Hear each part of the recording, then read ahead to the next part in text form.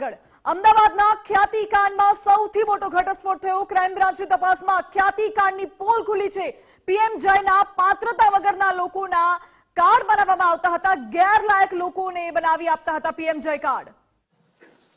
PMJY प्रधानमंत्री जन आरोग्य योजना में जो एनएफएसए यानी कि नेशनल फूड सिक्योरिटी एक्ट में बेनिफिशियरी है आ लोगों डाटाबेस है।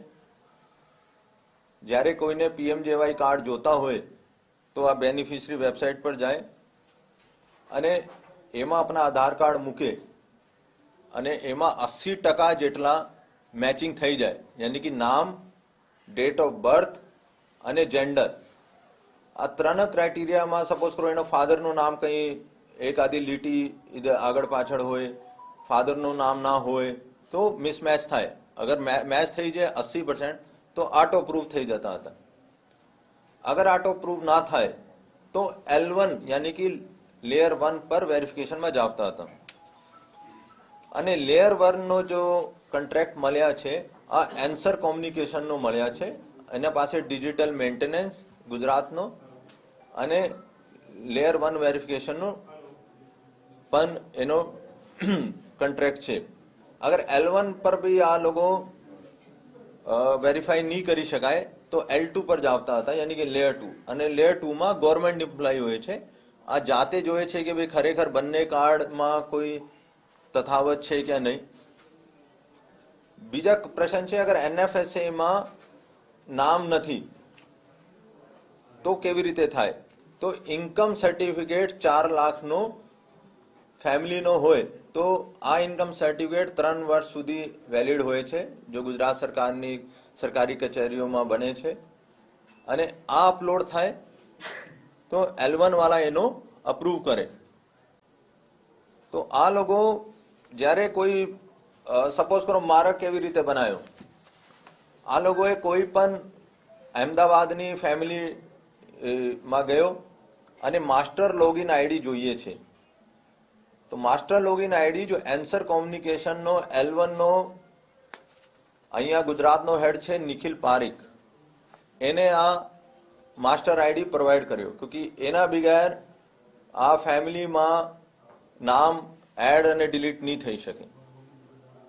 तो एक फैमिली में आ टेक्निकल चीज है कि इनकम सर्टिफिकेट अपलोड कर्यो, फिर रिक्वेस्ट जनरेट थई, पछी सोर्स कोड में चेड़ा करीने एने मारो नाम फैमिली में આવી ગયો तो फैमिली आईडी में आ नाम दिखावे છે कि आ आईडी में 4 થી 5 જેટલા आ फैमिली मेम्बर છે।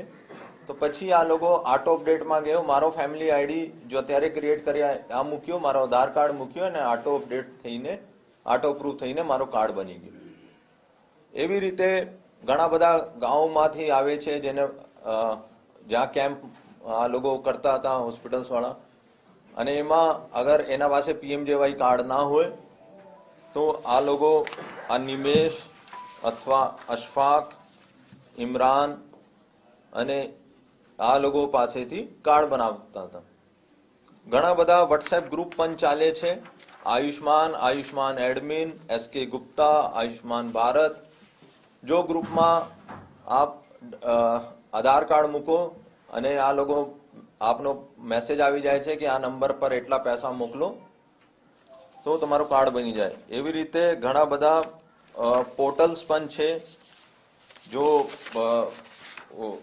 જેના મારફતે આ લોકો ઓટોમેટિક પોર્ટલ જેને કે આપણે આધાર કાર્ડ મૂકીએ અને પેમેન્ટ આપીએ, જે કે જેવી રીતે સુરતમાં ફેક આઈડી થતો હતો એવા પોર્ટલ છે। Master print card, Shah approval portal, gold card print in, એવા ઘણા બધા પોર્ટલ્સ પણ ચાલે છે જો ઓટોમેટિક આપ લોકોનો આપનો આધાર કાર્ડ મુજબ આપનો પીએમજેવાય કાર્ડ બનાવીને આપી દે છે। આ લોકોની પ્રથમ પૂછપરછમાં 3000 થી વધારે પીએમજેવાય કાર્ડ આ લોકોએ બનાવ્યા છે। હોઈ શકે કે એમાં ઘણા બધા એલિજિબલ પણ હોઈ શકે કે એમાં ઘણા બધા ફેક પણ હોય। तो आ तपासनो विषय है कि 3000 कार्ड अमे पीएमजेवाय जो अथॉरिटीज पासेथी एनो डिटेल्स मांगशे અને પછી એને મેચ કરવામાં આવશે। અને કોણ સે હોસ્પિટલથી આઈપી પણ એનો લેવામાં આવશે કે કોઈ હોસ્પિટલમાંથી બનાવવામાં આવે છે યા કંઈ ઓરથી બનાવવામાં આવે છે યા હોસ્પિટલનો મોકલવામાં આવે છે, અથવા આ 3000 કાર્ડમાં કેટલા લોકોએ પીએમજેવાયમાં ક્લેમ કર્યા છે. બીજા હું જણાવવા માંગુ છું, ડીસીપી ક્રાઇમ અજીત રાજનજી, જો કે ટેકનિકલી બડી સ્ટ્રોંગ છે અને એટલા બધા ટેકનિકલ ડિટેલ્સ હતી તો પણ જાતે બધા ટેકનિકલ ડિટેલ્સનો એક્ઝિક્યુટ કરાવ્યો અને સામેવાળા જૂઠ તો નથી બોલતો, બેવકૂફ તો નથી બનાવતો.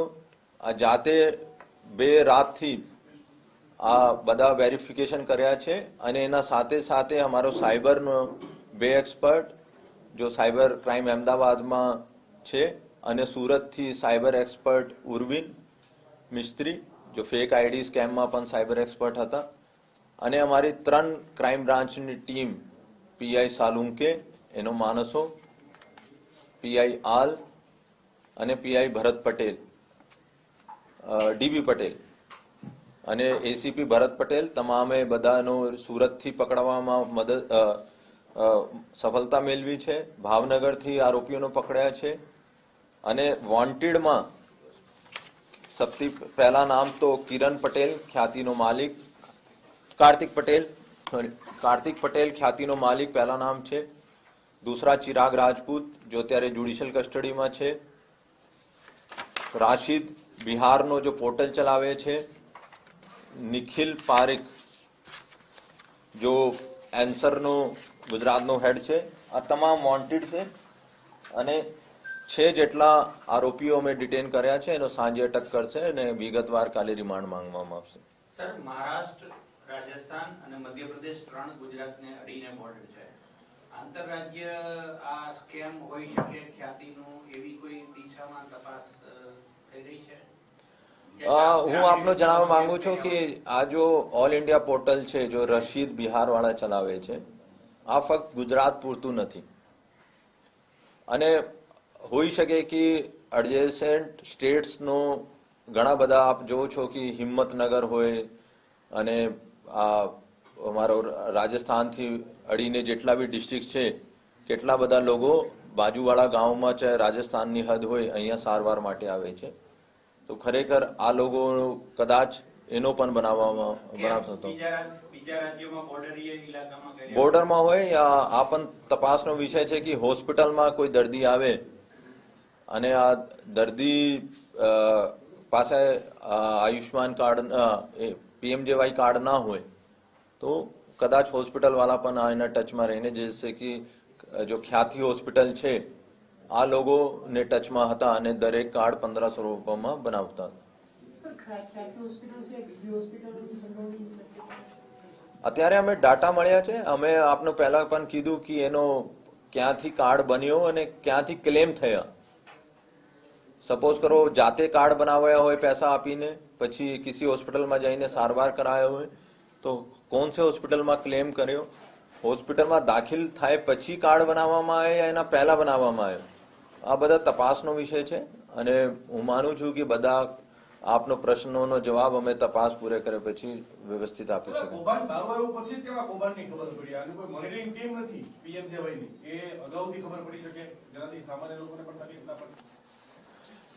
લોકો અમે ऐसा नहीं, हेल्थ डिपार्टमेंट પણ અમારે ટચમાં છે. આ લોકો પણ અમારે ટેકનિકલી હેલ્પ કરે છે અને જ્યાં જ્યાં જરૂરત છે અમે એની એડવાઇસ પણ લઈએ છીએ. આ લોકોનો કહેવા મુજબ જ્યારે એનો પણ માહિતી મળે છે કે આવા સિક્યોરિટી પેચીસ છે કે જ્યાં લેપ્સિસ થઈ શકે છે યા વનરેબિલિટી છે તો આ લોકો રિપોર્ટ કરીને એનો દૂર પણ કરાવે છે.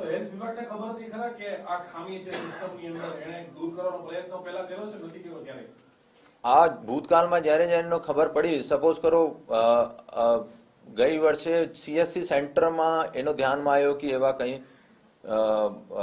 થોડા બહુ ચીટિંગ વગેરે થાય છે તો ગુજરાતમાં પીએમજેવાયમાં સીએસસી લોગિન ઇનએક્ટિવેટ કરાયા છે.